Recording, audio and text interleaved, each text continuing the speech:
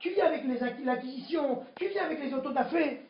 Ani Homa. Et Amalek, même chose, dans le sens contraire. Amalek, c'est quoi? Qu'est-ce qu'on dit dans Amalek? Il va y avoir Amalek.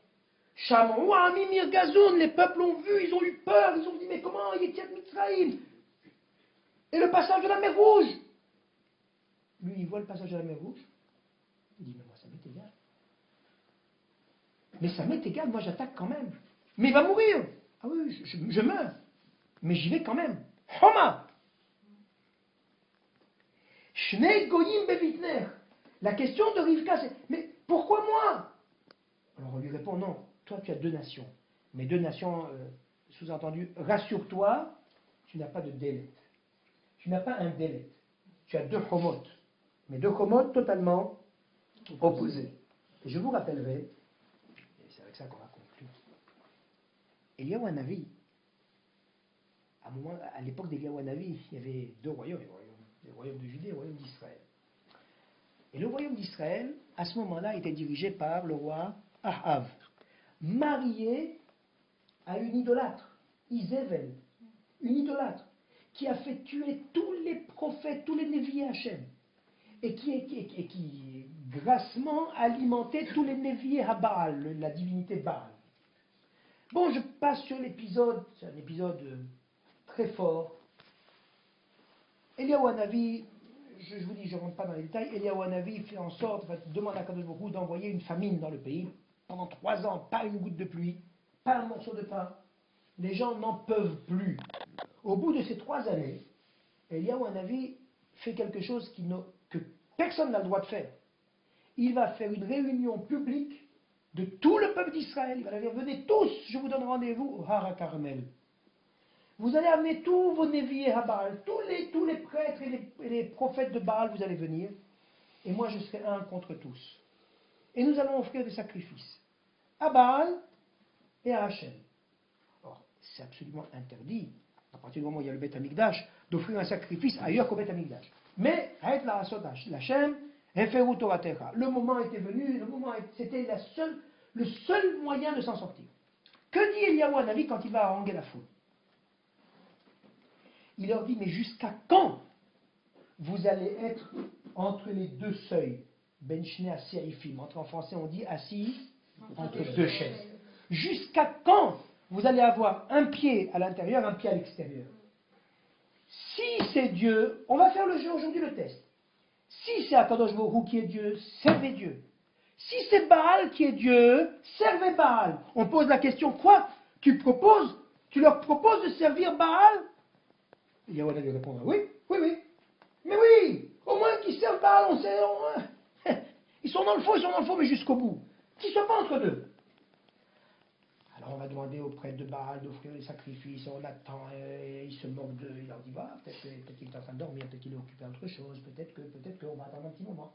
Finalement, Baalot Amincha, l'heure est en train de tourner, et le soleil est en train de se coucher. Il dit, bon, écoutez, vous me permettez, moi je vais faire le korban maintenant. Je crois que Baal, on a suffisamment... on a essayé, il est tout le temps occupé. Bon, maintenant, on va essayer une autre ligne. Oui. Alors, on va essayer à Kadosh Baruch Hu. Le korban, il y a un Esh Min HaShamayim. Le korban est intégralement brûlé. Akadosh Baruch Hu est manifesté. La pluie commence à tomber, etc. Tout le peuple va s'écrier quoi? Hashem Hu HaElokim. Hashem Hu HaElokim. C'est Akadosh Baruch Hu qui est Dieu. C'est Akadosh Baruch Hu qui est Dieu. Cette phrase, elle vient de ce chapitre-là.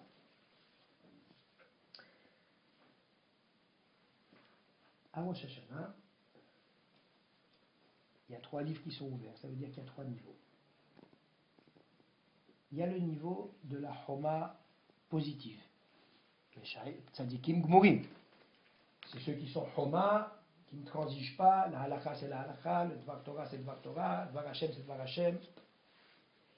Il y a Reshaim Gmurim, c'est-à-dire Choma, mais de l'autre côté. D'accord? Ceux qui s'obstinent, moi, rien à faire, je veux rien savoir. Tu m'amènes toutes les voies, je veux rien savoir. Et puis il y a les Bénonim. Qui sont les Bénonim? Des lettres. On dit aux Bénonim, on vous laisse un délai. Jusqu'à quand? Jusqu'à Yom Kippour. Yom Kippour, il faut savoir où tu en es. D'accord? Très bien. Alors à Yom Kippour, on arrive jusqu'à Yom Kippour, et progressivement, notre tfila de Yom Kippour, c'est quoi? Notre tfila de Yom Kippour, c'est on attend, on avance, on avance, on avance, on avance, pour finir par quoi, Neaïla? Hashem hu haElokim. On l'a dit toute la journée, mais Neaïla pratiquement termine avec ça. Hashem hu haElokim, Hashem hu haElokim, on le répète 7 fois, c'est-à-dire qu'on arrive à un stade où il faut avoir choisi. Tu as choisi ton camp. Quel camp tu as choisi? Jusqu'à quand vous allez rester entre deux? Hashem hu haElokim. Ça c'est Kippour. On avance, arrive Sukkot. Sukkot, c'est Zman Simchateinu. Or, nos maîtres nous enseignent, on ne peut être dans la simcha que lorsque on n'est plus dans le doute. Quelqu'un qui est dans le doute, il est torturé par le doute.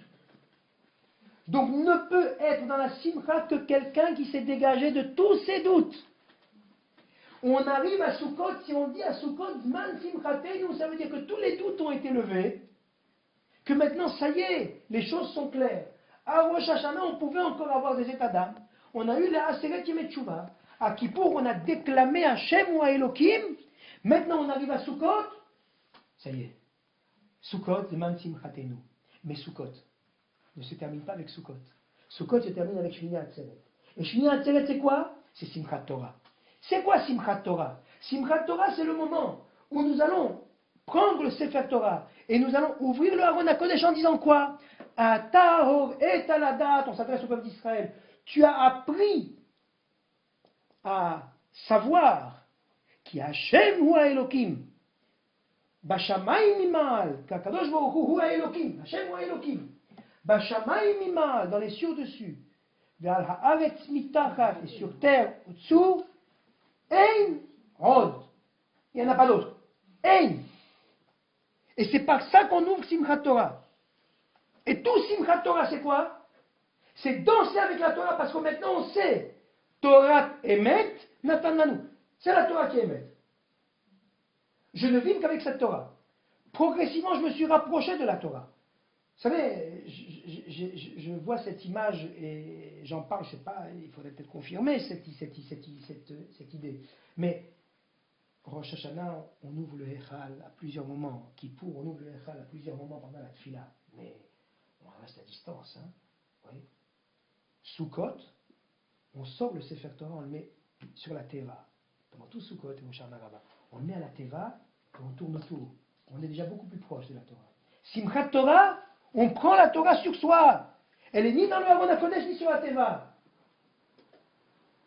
Simchat Torah, c'est Mamash, c'est Ein Od. Et maintenant, vous avez compris ce qu'a dit le Tzemar Tzedek.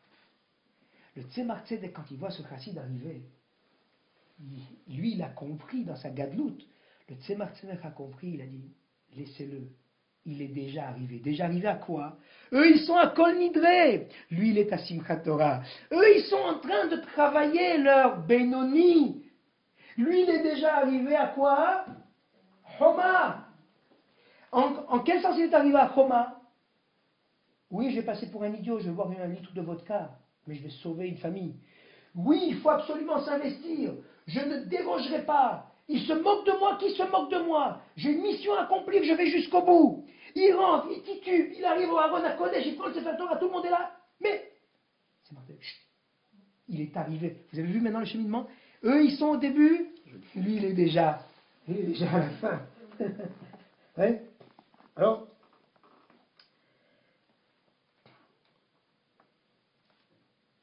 ça c'est le cours que le fils de Rabbi Miller, ancien médecin, a fait pour le Yatzar de son père. Il a conclu en disant, voilà, en parlant de son père, en disant qu'il avait justement voulu cette Homa en faisant le séminaire à Getzed, en faisant que les filles soient fermes et résolues dans leurs décisions, dans leur avenir, etc.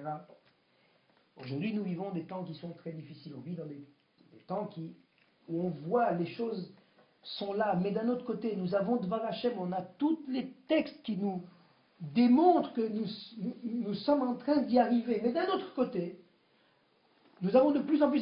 Si on était au 19e siècle, Mais on aurait jubilé aujourd'hui. Seulement on n'est pas au 19e, on est au 21e. Avec la presse. Avec tout ce qu'on sait en temps réel. Alors du coup, qu'est-ce qu'on fait? On est benchna seifim. Eliyahu Hanavi nous dit, mais ça suffit, arrêtez d'être benchna seifim. Où est-ce qu'on est maintenant?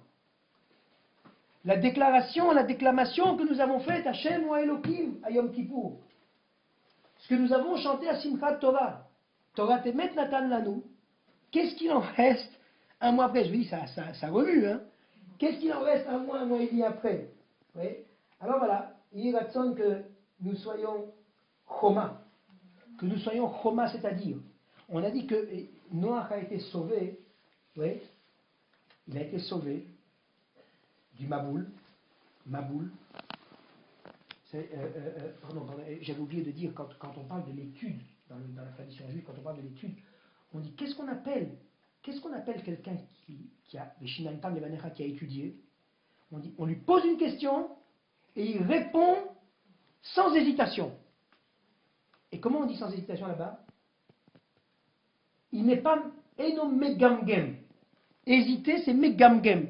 Pourquoi le mot hésiter en hébreu? Enfin, il y a les hafses aussi, mais là-bas c'est megamgem. C'est ce que ça veut dire megamgem? C'est gam? Gam. Il y a ça, il y a ça, il y a ça, il y a ça. Il hésite. Il dit ça, c'est quelqu'un qui n'a pas fini d'étudier. Il ne connaît pas. Il n'est pas encore. Oui? Alors, ça c'était Noach. Noach a été sauvé parce que Matzachen, c'était Bedorotav. Il était à côté de la Kadosh Baruch Hu. Il a été sauvé dans quoi? Dans l'arche. Comment s'appelle l'arche en hébreu? Teva. Teva. Teva, ça veut dire une arche, ça veut dire une boîte. Mais Teva en hébreu, ça veut dire aussi un mot. Non, pas Teva. Teva, c'est la nature. Teva, la même orthographe. Tav, Yud, Bet, He, ça veut dire un mot. Rachetevot, comme on dit les initiales, Rachetevot. Teva, c'est un mot. C'est Dvar Hashem. Aujourd'hui, notre Teva, c'est Dvar Hashem. Alors, il ratsonne justement que tous ces cours qui se perpétuent maintenant depuis quelques années, l'Aïlou Nishmat, Sarah Alea Shalom, et bien que ce soit justement Dvar Hashem, qu'on rentre dans Dvar Hashem, qu'on devienne petit à petit Choma, Veshadai, Kamigdalot. Je ne me laisse pas avoir, je ne me laisse pas impressionner, je maintiens le cap. Ad biad Goel Titkenu. Amen.